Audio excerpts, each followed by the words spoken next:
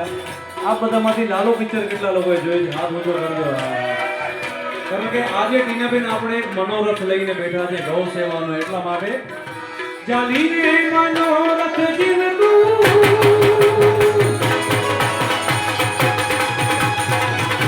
ચાલીને મનોરથ જીવતું માલીને માયાને જીવતું અધીરો રે વ્યાકુળ થઈને પામે રે કશું ઓ અધીરો રે વ્યાકુળ થઈને પામે રે કશું ઓ મારે મારે નીચે મનડા તારે ના જાઓ નથી કાય મારો તારો નથી સરનામું તારો બાકી તો બધોય ખોટું કોને ગૌવાનગી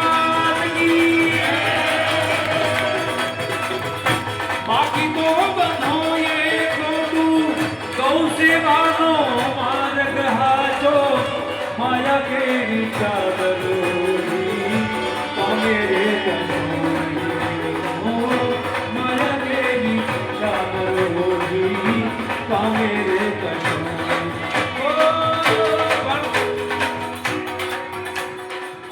વાતો કરવી પડે. આપણે લક્ષ્મીચંદભાઈને જોઈએ જો આ મનની વાત છે. ટીનાબેને મને એ યાદી કરાવીને હું એ વાત કરતો હતો કે લક્ષ્મીચંદભાઈએ ગૌ સેવા માટે ભગવો ધારણ કરી દીધો છે. એકવાર જોરદાર તાળીઓથી વધાવો. અને આપણે આ કાર્યક્રમની જ્યારે નીવ રાખીને ત્યારે શ્રી રામચંદ્ર ભગવાનને યાદી કરીને કરી હતી. એટલે બોલે સિયાવર રામચંદ્ર ભગવાન કી ઓ હર ઘર મે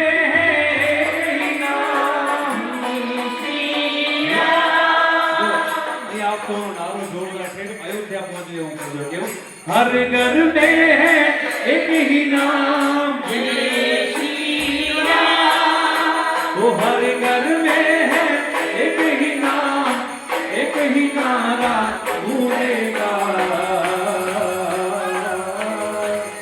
मेरे भारत का बच्चा बच्चा मेरे भारत का बच्चा बच्चा जय गौ माता बोलेगा मेरे भारत का बच्चा बच्चा जय गौ माता बोलेगा मेरे भारत का बच्चा बच्चा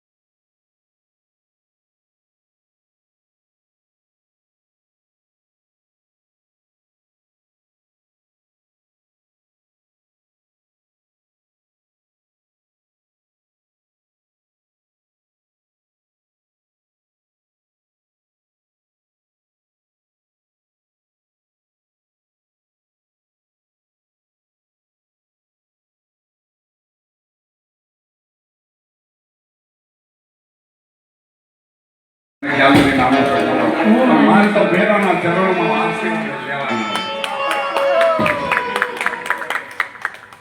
હવે આ એક સન્માન આ સમગ્ર મંચને અર્પણ કરું છું. મારી આ ભાવનાનો સ્વીકાર કરજો. વ્યક્તિગત સન્માન નથી કરતો એ મને માફ કરજો, પરંતુ સમગ્ર આ મંચને આ સન્માન અર્પણ કરું છું. ભારત માતા કી જય સાહેબ. જીતુભાઈ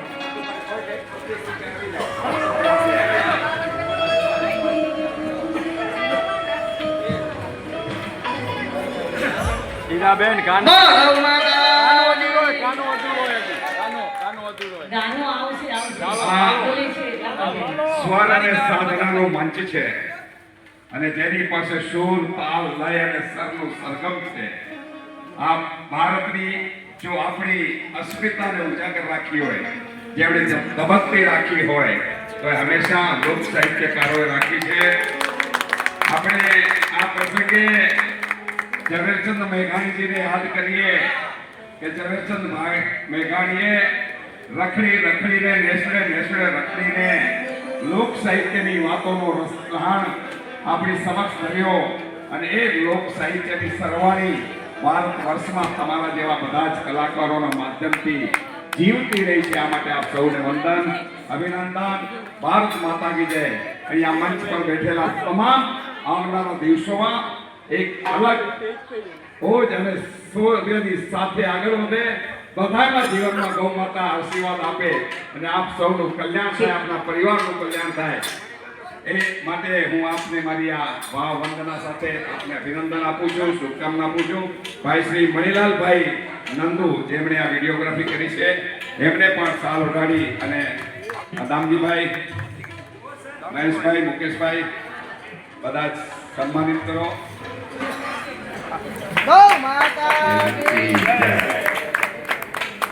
મારી સાથે છેલ્લા ઘણા દિવસોથી સુંદર ફોટોગ્રાફી અને ઓપ આપે છે. હું એક પ્રીતિ મહેશ નંદોનો પણ આભારી છું કે દીકરીએ જ્યારે જ્યારે મેં એને ટકોર કરી ત્યારે એણે મારી ટકોરને સાંભળી અને સુધારા કર્યા છે. અને એવી જ રીતે મારો એક વિપુલ છેડા, એનો પણ આભાર માનું છું. મારો આ મિત્ર છે, હું એને વધુ તગડું કે ઝાટકી નાખું પણ મારી વટ ખાઈ લે, મારી ઝાટકડી ખાઈ લે, પણ છતાં મારી સાથે વફાદારીથી ઊભો હોય. વિપુલ, તારો હૃદયથી આભાર. અને જે કોઈ મારા સાથી મિત્રો એ આ મહેનત કરી છે એ બધા જને હું વંદન કરું છું, અભિનંદન આપું છું. કારણ કે મારો સ્વભાવ તો ઉગ્ર છે. બધા જ મારા સાથીદારો, તેજાભાઈ હસી રહ્યા છે, બધા જ મારા સાથીદારોને ખબર છે. જયરામભાઈ હોય, તેજાભાઈ હોય, મુકેશ હોય, અમરસિંહભાઈ હોય, આ બધા જ ને કે લક્ષ્મીચંદ કહેવામાં બહુ કરવો છે એટલે ભારે દુઃખ લાગે, પણ પાછા વારે 2 મિનિટમાં ભૂલી જાય મારા મિત્રો અને મારી સાથે ઊભા હોય. આ બધી જ વફાદારી, મિત્રતાને મારી સલામ. આપ સૌ છો ને એટલે તો લક્ષ્મીચંદ ચરલા છે સાહેબ. નકા મારું અસ્તિત્વ શું હોય જો તમે મારી સાથે ન હોતો. એટલે આપ સૌનો પણ હૃદયપૂર્વક આભાર. હું મિચ્છામી દુક્કડમ કહું એટલો સારો માણસ નથી એટલે કોઈનો મિચ્છામી દુક્કડમ, પરંતુ આપ સૌનો આભાર. મારી સાથે હંમેશા તમે આજે છેલ્લા 40 વર્ષથી મારી સાથે મારા પડછાયા બનીને ઊભો છો. તેજાભાઈને ગમે ત્યારે ફોન કરું, તેજાભાઈ હાજર. જયરામભાઈને ફોન કરું, જયરામભાઈ હાજર. મુકેશ હોય કે અમરસિંહ કોકર હોય કે શાંતિલાલ વીરજી, આ તો બધા મારી સાથે હોય. પ્રકાશ પોપટ ડાલા હોય, આ બધા હોય. જો કે આ વખતે પ્રકાશ છેલ્લી ઘડીએ દેખાણું બિલ્ડર છે એટલે હવે આપણે કહેવાય નહીં અદાણી અંબાણીને. પરંતુ બધા જ મિત્રોનો ખૂબ ખૂબ આભાર. આપણે સૌ આવનારા દિવસોમાં એક શ્રેષ્ઠ ગૌ સંવર્ધનનું કાર્ય ઊભું કરશું. કોઈએ ચિંતા રાખવાની જરૂર નથી, કોઈએ કોઈ જાતના ઉચાટમાં આવવાની જરૂર નથી. કોઈ લોકો ગમે એટલી વાતો કરે, આપણે એની પરવા નહીં કરવાની. આપણે તો ડગ માનવાનું મજબૂતાઈથી અને ઈશ્વર પર ભરોસો રાખવાનો.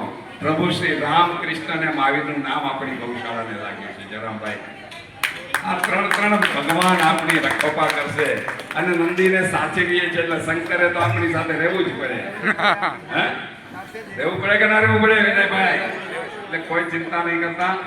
ટીનાબેન, તમને કાલ જે કંઈ આપું એ લઈ લેજો.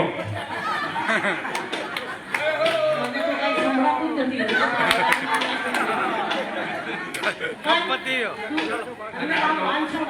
આ તો ઊંચારીનો ધંધો છે મારો તો ભાઈ. હું તો શું છે ક્યારેક કમાલનો માણસ છું, કુંસી હશે જરા પાછળથી કુંસી આવી.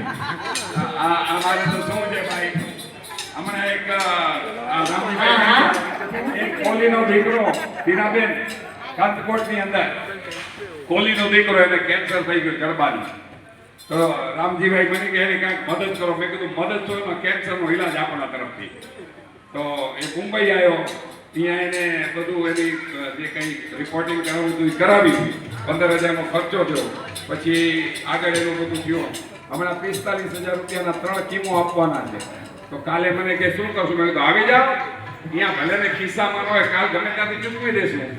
એટલે તો મેં કીધું કે જેબ पे ગાંધી હોતા યા દિલ में आंधी होनी चाहिए. બરાબર છે? અને જીવનની અંદર આવી રીતે જીવ્યો છું ભાઈ, ફકીર બનીને. મારી પત્નીને આજ સુધી લગ્ન કરીને આજ સુધી એક પૈસાનો સોનાનો દાગીનો બેન નથી લઈ ગઈ. અને એ પત્નીએ મને સાચવ્યો છે.